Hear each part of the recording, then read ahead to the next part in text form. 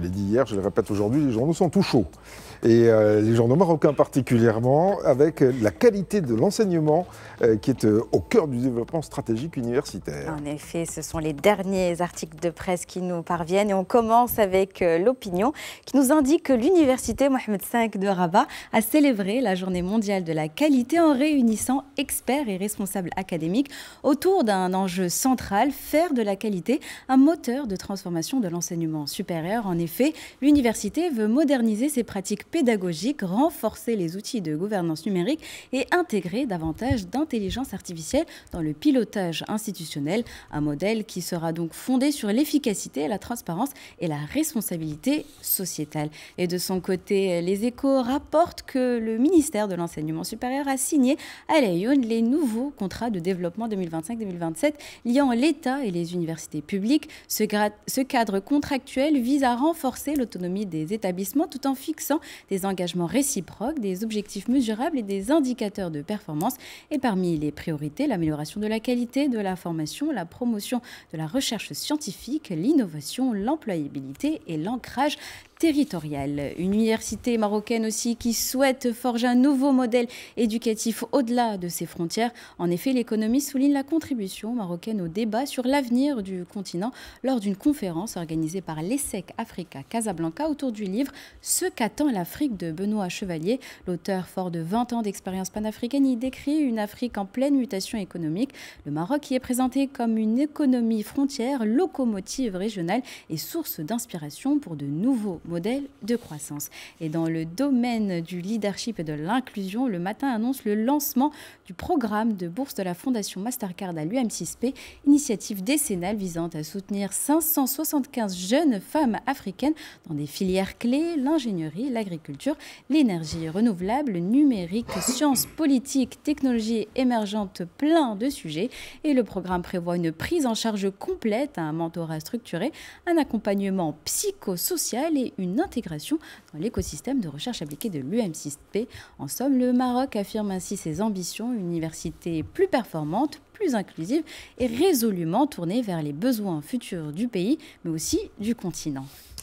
La presse se penche aussi sur les pays africains qui se réunissent pour porter assistance aux réfugiés. Tout à fait. Selon RFI, la CEDEAO a lancé en Côte d'Ivoire un nouveau projet d'assistance destiné aux demandeurs d'asile burkinabés, aux réfugiés et aux communautés hôtes. Selon RFI, toujours, la CEDEAO va donc destiner ces aides à plus de 90 000 burkinabés qui ont trouvé refuge dans le nord du pays. Et depuis juillet, le gouvernement reconnaît officiellement le statut de réfugié, une protection supplémentaire selon le ministère des Affaires étrangères.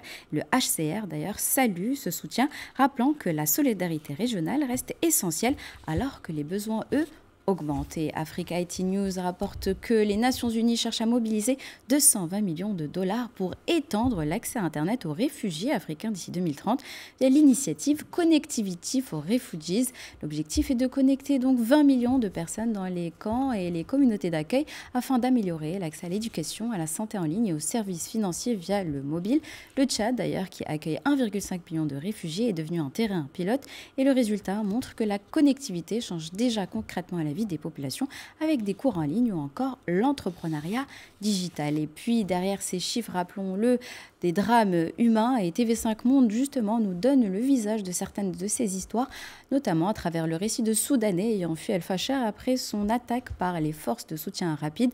Il y a celle de Mohamed Ahmed Abdelkrim qui a perdu un œil dans un bombardement. Il dit avoir dû franchir des checkpoints où les paramilitaires mettent les téléphones sur haut-parleur pour que nous demandions de l'argent à nos proches. Selon les Nations Unies, 90 000 personnes ont déjà fui El Fasher et 90 000 autres pourraient arriver dans les 3 prochains mois, alors que ce conflit a déjà provoqué près de 12 millions de déplacés et représente aujourd'hui la pire crise humanitaire au monde. Et ce matin, il est aussi question de développement des neurotechnologies. Le futur approche à grands pas, Rachid.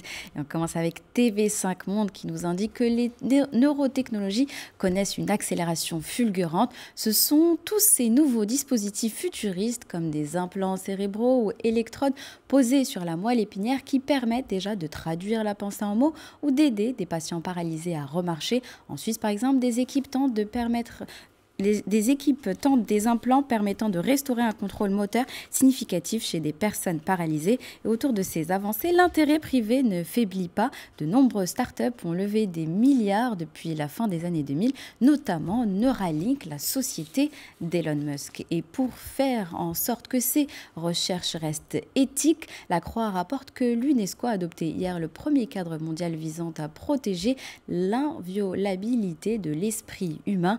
La recommandation, composée de 169 articles, fixe justement le cadre éthique censé définir les technologies capables de décrypter nos émotions, nos intentions, voire nos pensées.